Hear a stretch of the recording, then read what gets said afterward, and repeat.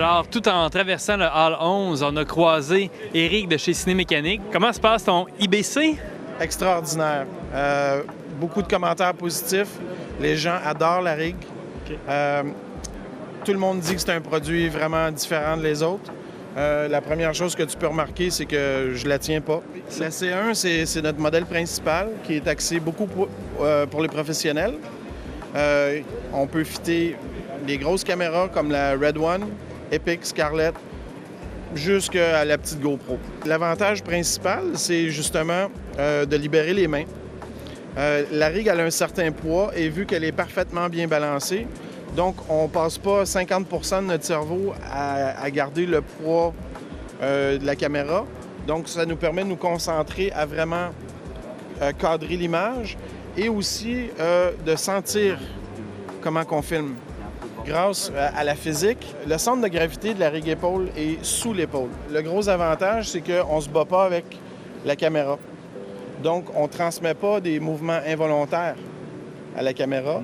Et tous les mouvements qu'on peut transmettre, c'est justement de l'émotion, plutôt qu'un shake, comme on dit.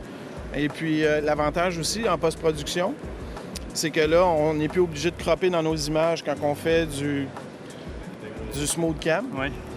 Donc, ça aussi, c'est un gros avantage. L'autre avantage, c'est la façon qu'on peut ajuster la caméra. On peut filmer aussi avec caméra multiple.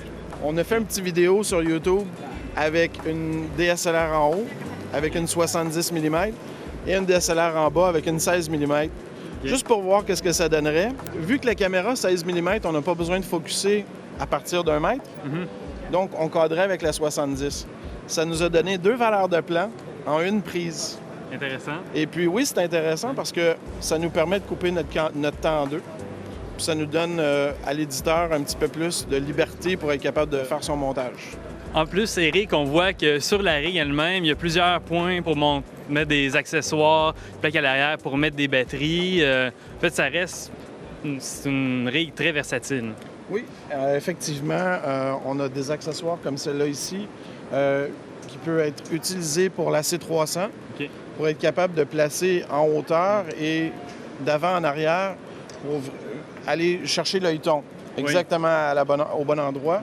Il y a aussi la nouvelle Blackmagic qui est un écran qui prend la pleine largeur de la caméra, donc on peut la placer exactement où on a besoin. Je pense que l'accessoire le plus important présentement, qu'on vient tout juste d'introduire, c'est que on a toujours le même problème. Passer de l'épaule au trépied, et puis là, on est obligé d'acheter des plaques Quick Release, on est obligé de remonter le mat box, on est obligé de faire un paquet de choses. On envoie tout le monde fumer pour 5 secondes ou 5 minutes parce que là, il faut défaire la caméra puis la mettre sur le trépied. Alors nous, on a décidé de trouver une solution qui prenait 2 secondes. On nous doit savoir.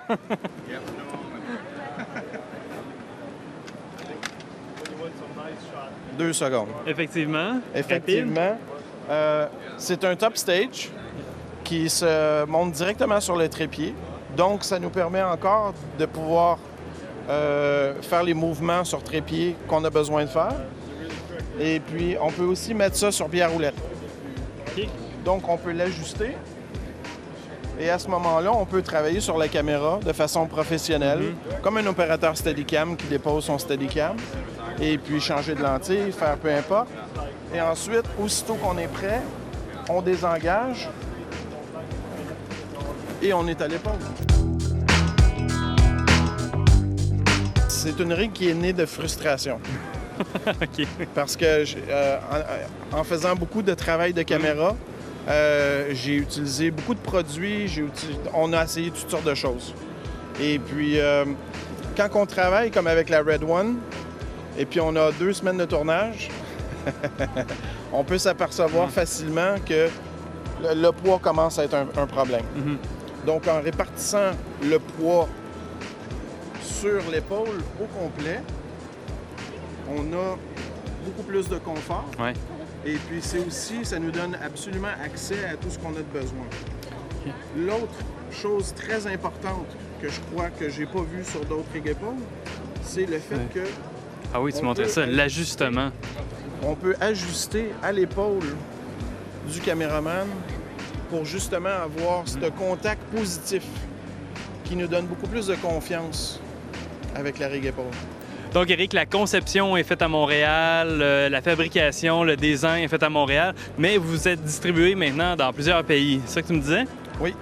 Présentement, on est distribué au Canada par Sonotechnique et aussi en Europe présentement par Dedolight, et qui nous représente dans plus de 50 pays. Okay, d'où votre présence au bout de Dedolight aujourd'hui au IBC Amsterdam. Oui, absolument. Bien, merci Éric de ton temps et de ta présence, puis bonne chance avec ce beau projet. Merci, ça fait plaisir.